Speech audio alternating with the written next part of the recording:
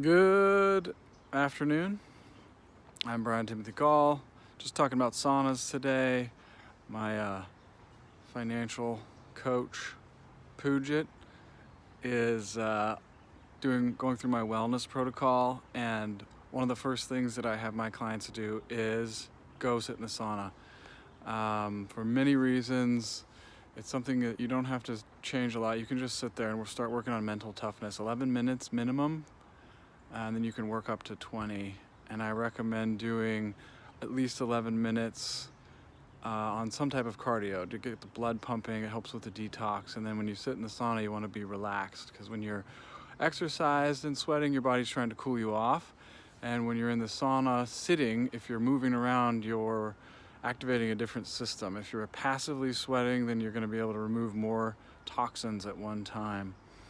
And if you want to step it up another notch, you can take niacin before, and I'll link to a brand that I like.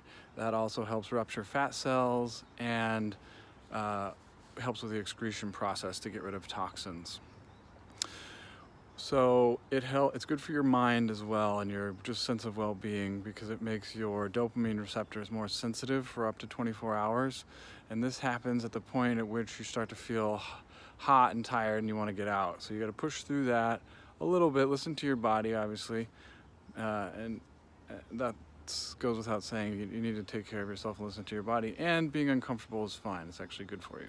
So you get through that. Usually, if you go to 11 minutes, you've reached that point. And then it's not that your body's creating more dopamine for the next 24 hours, but your sensitivity to it is increased. So you have a sense of well-being, joy, maybe mental clarity. You just feel great.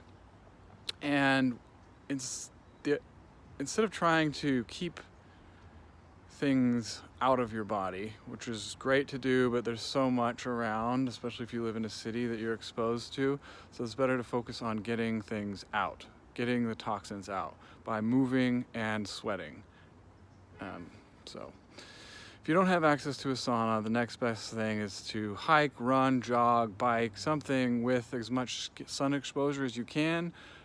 Just don't get burned. So work your way up. Start off with less time, and then work your way up. This will help your hormone production, which is what the sauna does as well. There's some studies to show that it's increased growth hormone and your cells recycling process. And then if you combine this with intermittent fasting, these are two great things for people that are beginning to get into the health of their body. So there's a great app called Zero Fasting, and you want to basically fast for 16 hours. So whatever time you eat your last bite of food, start the timer, and then you don't have your next bite of food until the following morning.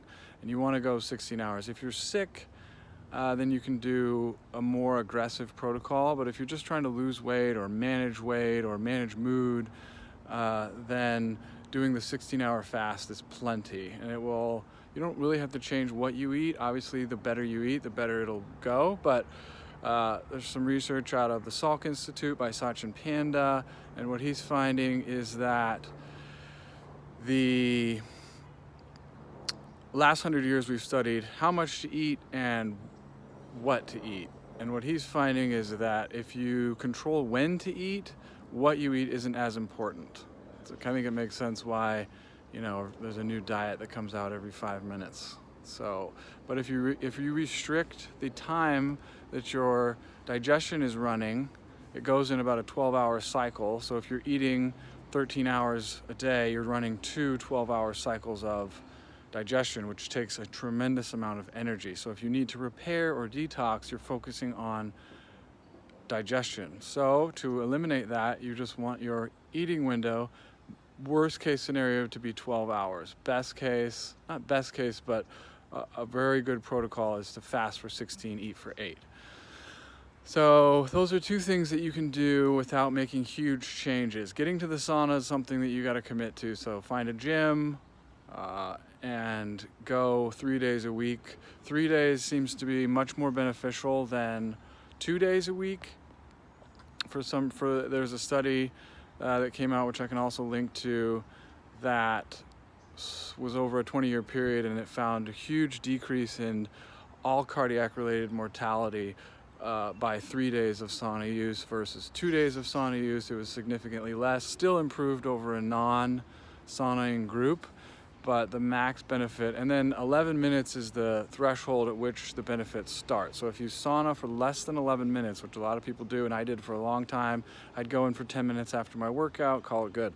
You're missing out on a huge amount of benefits. So stick it out for at least 11 minutes. Monday, Wednesday, Friday is a great schedule to stick to. And if you enjoy the intermittent fasting and you notice any reduction of swelling or recovery improvements, then perhaps a 24-hour fast would be beneficial. Check with your doctor, make sure you're good to go to do that. I've done many fasts. My fiance and I, we fast not every week, but a good number of weeks we do a 24-hour fast. And you just feel great when you're on this protocol. If you start sitting in the sauna, doing a little bit of cardio, and then controlling when you put food in your mouth. Black coffee's fine, black tea is fine.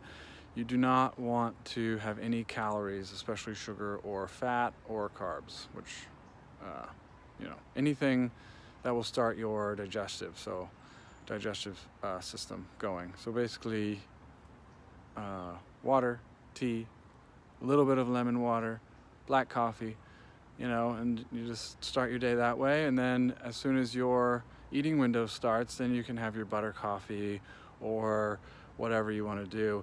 And then as you start to feel better, you'll start to make better choices, and then you can start working on improving your diet. But if you try to change your diet and your movement all at once, it usually doesn't work for many people. So you start small, sauna, and when to eat. Those are two things that pretty much everybody can do, but it does require you to work on your mental strength. So you have to work on your mental toughness. Don't be hard on yourself if you break down and aren't able to do the 8-hour eating window. Just whatever you do, start to improve. So if you do 12 hours, work on 11, then 10, then 9, then get to where you can do 8. And same with the sauna. Try to stay in for 11 minutes and work your way up to 20. That's great. I mean, longer is fine, but just, listen to your body. And while you're doing these two things, you need to increase your hydration significantly, which will help move out the junk. And there can be some unpleasantness that you go through as you're adapting to this new protocol, and it's mostly your body's finally able to start dumping some of the junk that's been holding you back and kind of just funking around in your body for who knows how long. So as that leaves, it can be a little bit of unpleasantness, but CBD is very helpful for if you have any type of die-off in the gut of unhelpful bacteria, and then just some general, relaxation. It can be very helpful. So, all right, 2 things: sauna and eating window, 8 hours or less. If you look up time-restricted eating or intermittent fasting, it's very popular right now. There's all kinds of stuff on it. I like Dr. Sachin Panda's work. If you follow Ben Greenfield or Rhonda Patrick or Joe Rogan, they usually have pretty smart people on there that are talking about different protocols and different ways to achieve this. So hope this helps. Cheers.